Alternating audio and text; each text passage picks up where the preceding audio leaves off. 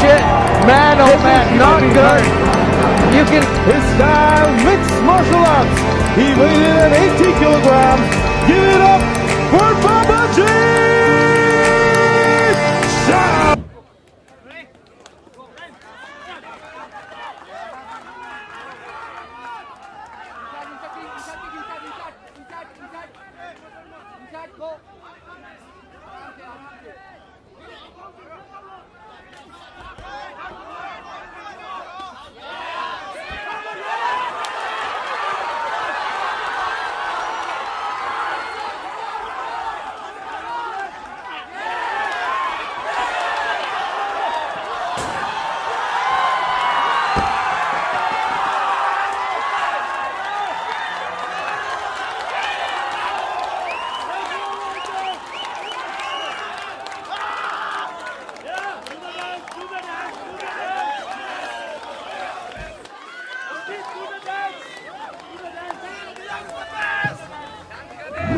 बिडांग MMA and fitness gym ये north east का first MMA and fitness gym है जो गुवाहाटी बेस्ड जिम है। ये गुवाहाटी में हम लोग का 4 ब्रांच है।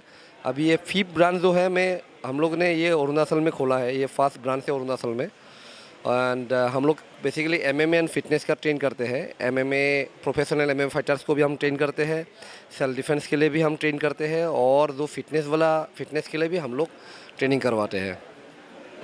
मैं एक्चुअली सुपर फाइट लीग का गुजरात टीम का कैप्टन था, और मैं ब्रेव में भी फ़ाइट किया हूँ, और अभी मैं करंटली नवंबर तक मैं यूएस में फ़ाइट करने का प्लान है। So I am the first MMA fighter from north east. तो बेसिकली मैं ये जो Bidang MMA and fitness gym, ये जो अरुणाचल ब्रांच है, ये बेसिकली मैं उसी के लिए खुला हूँ कि अरुणाचल में बहुत सारा टैलेंट है।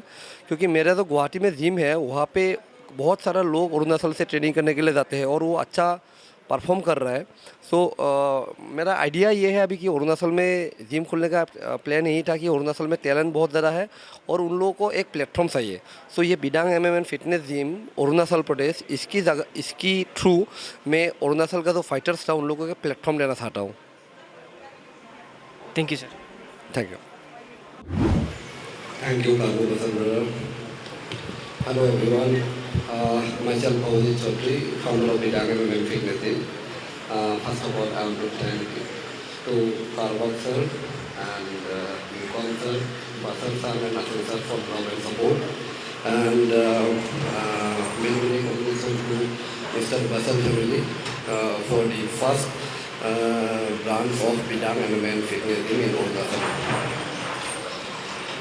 So, Bidang MMA and fitness की कहानी स्टार्ट बोलने से पहले मैं 2 लाइन एमएमए के बारे में बोलना चाहता हूँ कि बहुत लोग अभी तक एमएमए के बारे में इतना मतलब आइडिया नहीं है या फिर नॉलेज नहीं है।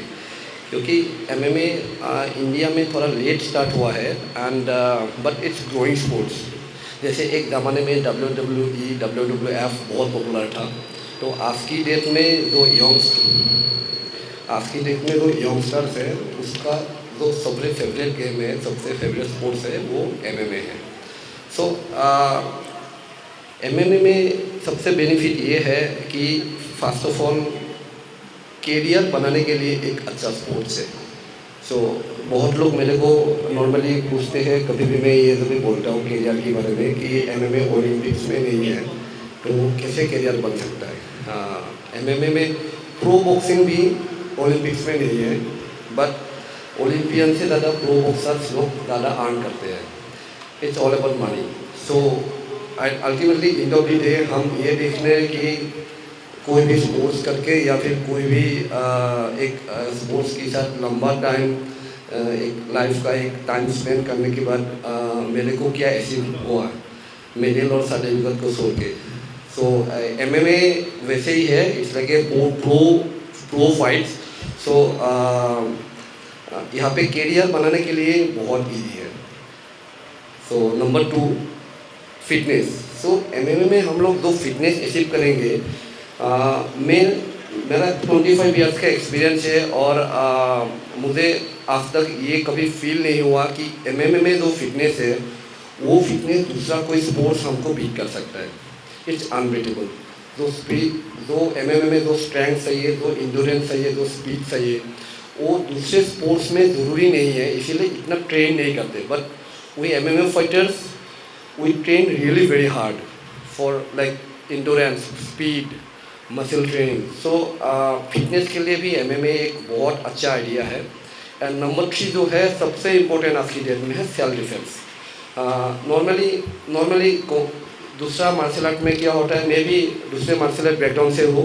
सो मैं किसी को मतलब कि कोई मार्शल आर्ट ख़राब है या फिर कोई मार्शल आर्ट करना नहीं चाहिए, ये तो नहीं बोल रहा हूँ. बट जो सेल्फ डिफेंस में जो इफ़ेक्टिवनेस है वो MMA में सबसे ज़्यादा है. बिकॉज हम लोग जब भी सेल्फ डिफेंस का टेक्निक सिखाते हैं, हम लोग डैमेज करने के लिए सिखाते हैं. सो ये स्ट्रीट फाइट में हो, सेल्फ डिफेंस के लिए हो, ये बहुत ज़्यादा यूज़फुल है. सो ओवरऑल ये बोलना चाहता हूँ कि MMA आज की टाइम में सबसे ग्रोइंग और सबसे मतलब पॉपुलर स्पोर्ट्स है. सो यंग जनरेशन कभी इसको करना चाहते हैं, हम लोग अगर एक प्लेटफॉर्म देंगे सो डेफिनेटली जो यंग जनरेशन है, नॉर्थ ईस्ट का हो, इंडिया को हो, ये इसको एक प्रूव कर सकता है. जैसे हमारे बीच में है बहुत सारा फाइटर्स भी है. एंड सोनम दुम्बा जो तवांग से बिलोंग करती है, she is a pro fighter. Plus उसने अभी रिसेंटली 2 नेशनल में गोल्ड मिला है. मंजी TN है नेशनल गोल्ड मेडलिस्ट. जुमी बसर है वेरी पॉपुलर, मेरा छोटा भाई है यहाँ पर. So like MMA it's a huge family now. So north east में क्या है, हम लोग प्लेटफॉर्म नहीं मिल रहा है. सो मेन जो सबसे जो प्रॉब्लम हो रहा था नॉर्थ ईस्ट में, मैं पहले सेंट्रल गवर्नमेंट में जॉब करता था, दिल्ली में था मैं पहले. सो मैं अपना सेंट्रल गवर्नमेंट का जॉब छोड़ के मैं गुवाहाटी में आके बिडांग MMA फिटनेस जिम का नाम जिम खोला. रीज़न ये है कि नॉर्थ ईस्ट में टैलेंट बहुत है बट प्लेटफॉर्म नहीं है.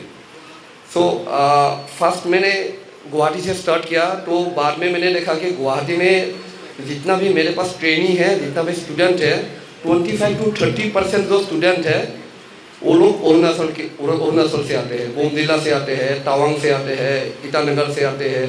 सो मैंने मतलब उसी टाइम में मैं कार्बन सर से भी बात हुआ, तो हम लोगों ने डिसाइड किया कि हम लोग एक बिडांग MMA फिटनेस जिम का एक ब्रांच हम लोग अरुणाचल में खोलेंगे.